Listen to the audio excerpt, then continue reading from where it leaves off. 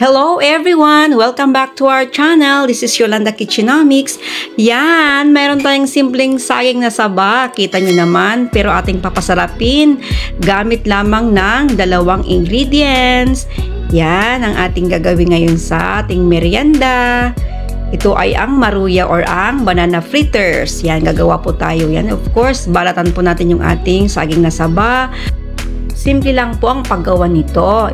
Itong ating saging na saba ay ating hatiin ng 4 na beses. Ganyan.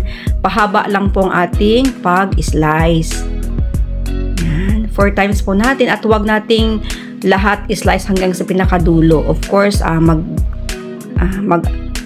laan po tayo ng kaunti lang na spray na bahagi ng saging na saba na huwag natin slicein lahat. Yan, ganyan. Para siyang kamay. Diba? Ganyan lang po kasimple. So, gawin po natin hanggang sa matapos natin yung ating mga saging na saba. Yan, ang ating ipiprepare na merienda. Favorite ito ng mga Pinoy. Yan. Alala ko nung high school ako, itong aking isa sa paborito doon sa aming school. Yan. So, isang cup lang po, 1 cup of all-purpose flour. Lagyan po natin ng isang cup din ng tubig. Yan po. Diba? Yan, ganyan. Then, hanggang sa mahalo natin at wala lang mga buo-buo. Then, optional lang po maglagay dito ng food color na yellow. Yan. Napapaganda po kasing itsura ng ating maruya or ating banana fritters gamit ang food coloring. So, para sa mga pang negosyo or pangbenta, mas maigi pong lagyan ng food color.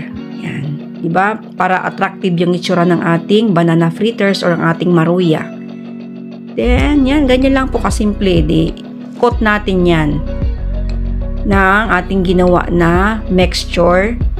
Gamit lang ang 1 cup of all-purpose flour at 1 cup of water.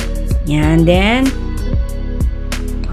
after natin yung malagyan, lagyan natin lahat ng ating mga saging.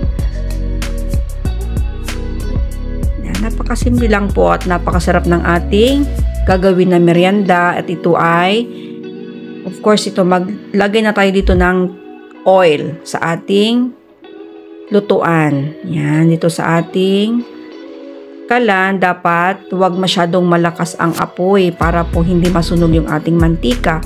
Then yan, pag mainit na po ang ating mantika, ipiprito po natin ng deep fry. Yan, ganyan lang pong pagluto. Napakasimple lang po. Nalala ko sa mga ganitong mga negosyo is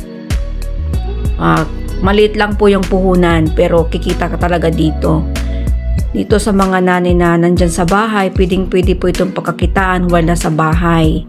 Yan, dapat lang po makabili po tayo ng mas mura na saging. Yan, kung pwede bultuhan o kaya makabili kayo sa inyong mga suki. Then of course, dapat madidrain po natin yung mantika niyan para hindi po mamantika yung ating kakainin. Yan. Pwede po maglagay ka ng paper towel o kaya strainer after natin na maluto. Yan. Parang dapat hindi po siya masunog or kontrolado po yung apoy ng ating pagluluto sa pagprito ng ating maruya. Yan. Then, gawin lang po natin yan hanggang sa matapos. Yung ganyan lang kasimple. So, meron na tayong napakasarap na merienda. Favorite natin. Yan. Sa inyo po, kung okay po sa inyo maglagay ng sugar, yan, dip lang yan. I-coat natin ng sugar. Yan. Ganyan naman po ang style nito sa ating maruya. Yan. Kung siguro wag kayong masyadong makitamis, wag lang masyadong damihan ng asukal. Yan. Kasi po, matabang po ito ang ating mixture. Kaya, maglalagay po tayo dito ng white sugar. Yan, pwede rin po brown pero mostly ang ginagamit dito white. Yan, 'di ba? Sarap ng ating merienda. Meron na tayong maruya or banana fritters. Yan. So isang option din po dito pag hindi po kayo mahilig sa matamis masyado, pwede po kayong maglagay diyan ng kahit anong pan-toppings niyo. Lagyan niyang cheese. Yan, pwede din. Lagyan ng chocolate na pang dip, pwede din. At sa akin naman, kanina, gumamit po ako ng condensed milk. Yan, napakasarap po. Thank you so much. Until next time.